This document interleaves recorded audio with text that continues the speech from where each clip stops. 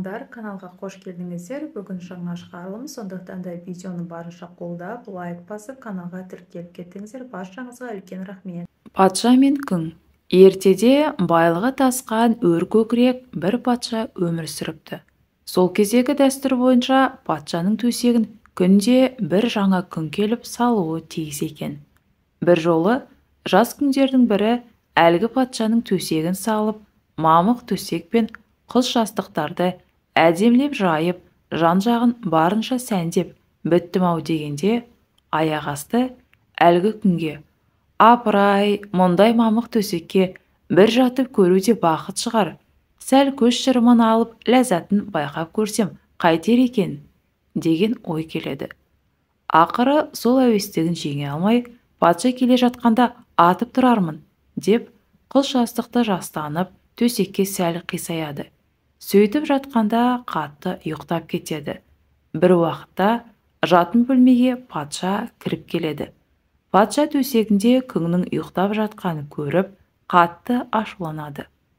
Бұған қалай батылың барып жүр, деп әлгі күңді ұрып соға бастайды. Бір қызығы, таяқтың астында қалып жатса да, күң сықылықтап күліп, өз-өзін тыя алмайды. Бұған таңырқаған патша: неменеңе жетісіп күлесің, дейді.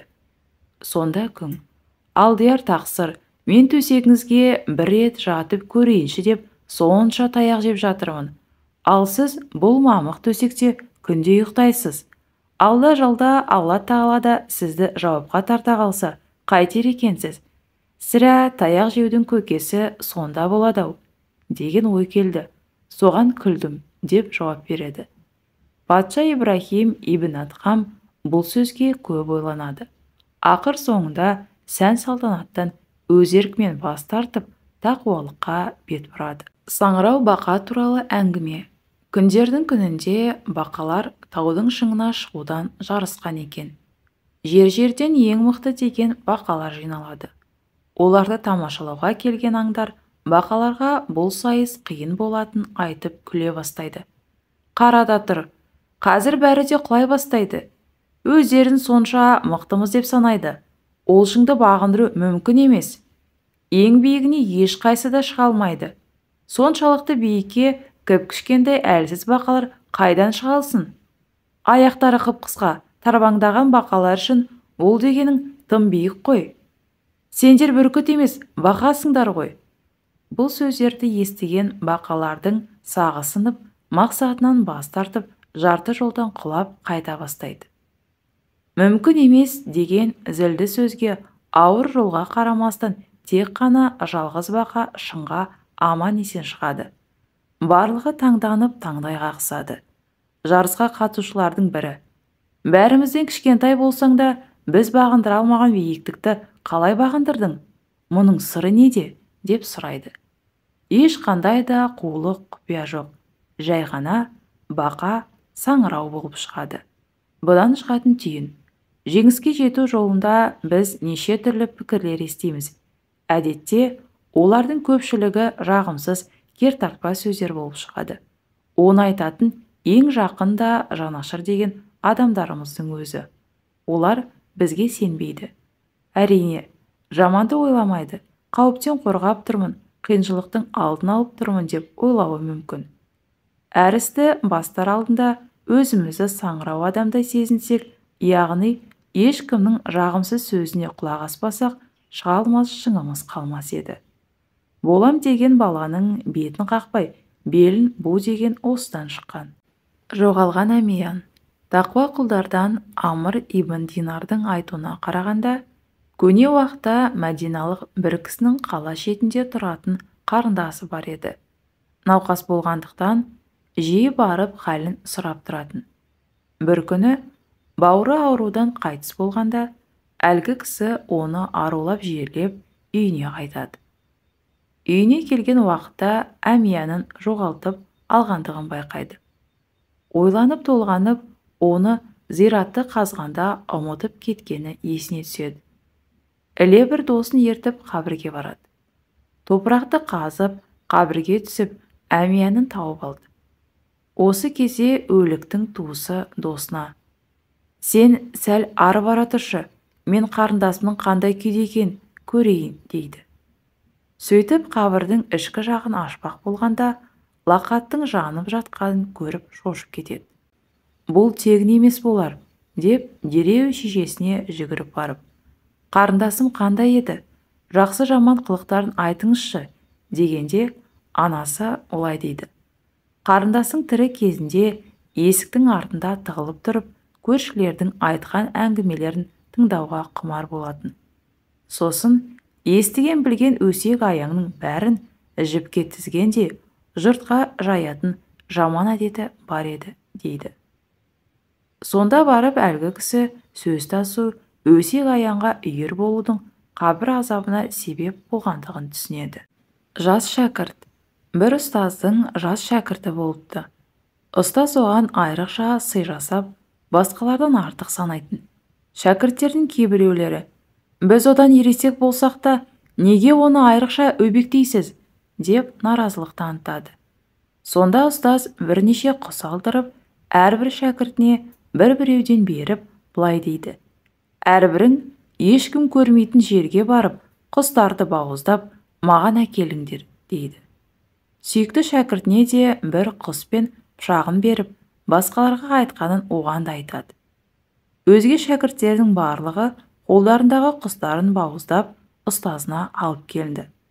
Ал жас шәкірт құсын бауыздамай қайта алып келеді.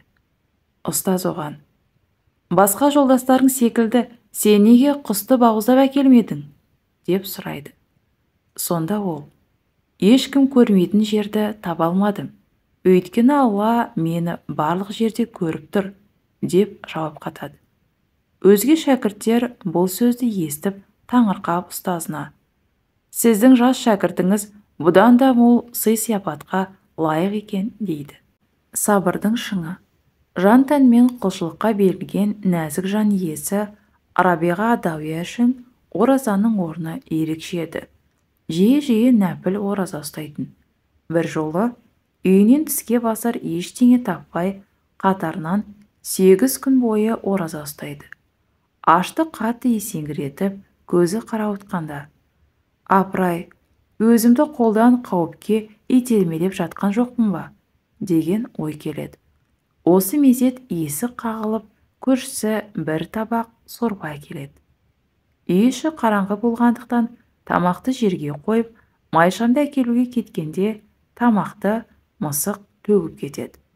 Тақуа мұны көріп: ештеңе етпес, сумен ауыз ашармын, деп ойлайды. Суды енді ішпекке қолын алғанда, тостағаны жерге түсіп, кетіп қақ бөлінеді. Ол осы кезде шарасыздықпен қолын жайып: уа Раббым, бейшара құлыңды сынап жатырсың-ау, бірақ әлсіреп кеттім, сабырым жетер емес, деп ақылеп-бұқылейді.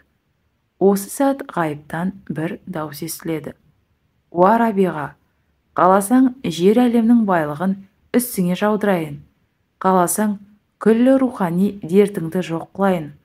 Алайда біліп қой, ақыреттің байлығы мен дүниенің байлығы ешқашан қата жүрмейді. Бұны естігенде әулие: уа Раббым, бар есіл дертім сенде ғана болсын, көңілімді басқаға бұрғызба, деп күбірлеп дұға етеді. Басқа бәле неден? Бірде бір бай жалшын сынайын деп тақиясын алып, басын сипапты. Сөйтсе жалшы оған қарап тілін шығарады. Байдың басын сипағаны басқа бәле неден деп сұраған екен. Оған жалшының тілін көрсеткені басқа бәле тілден деген жауап екен. Алайда бай былай дейді: таппадың жалшым, басқа бәле ағайын мен туыстан болады, дейді. Жалшы өз сөзін дәлелдемек болып былай дейді: жоқ байеке, өйтіп сіз бұлшылдамаңыз, деп қалады.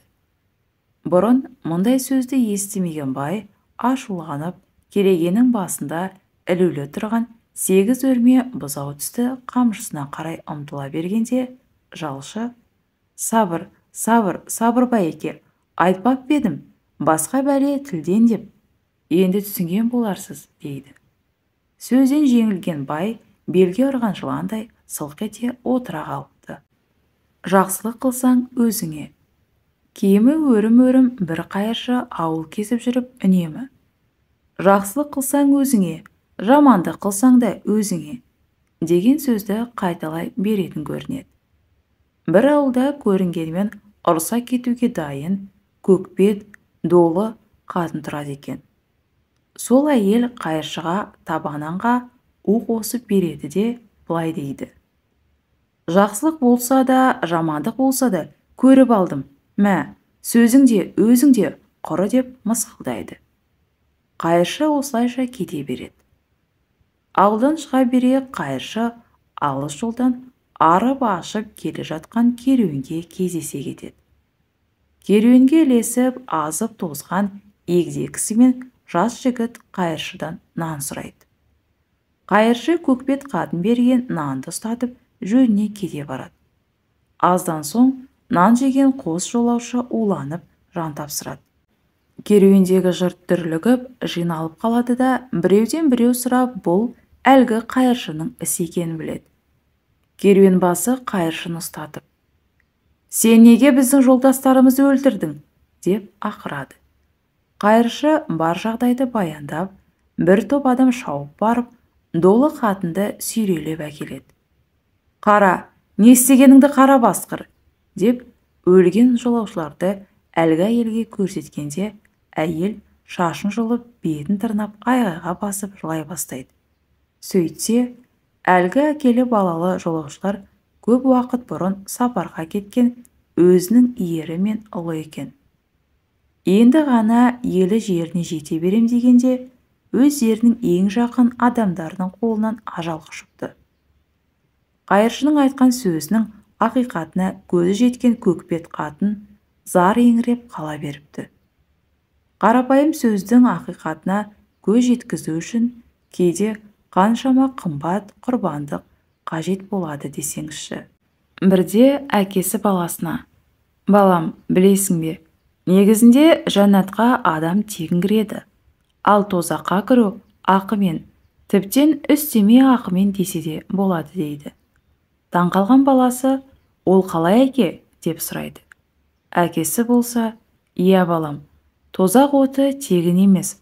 Мысалы, кім құмар ойнаса төлейді, арақ ішсе ақша төлейді, зина да тегін емес, насыбай да теңге тұрады. Қыдырсаң да бәрібір төлейсің. Ал жәннатқа балам тегін кіресің.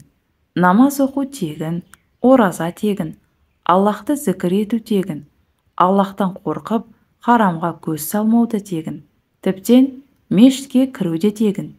Ендеше неге тегін жәннат тұрғанда тозаққа төлеп кіреміз?» дейді.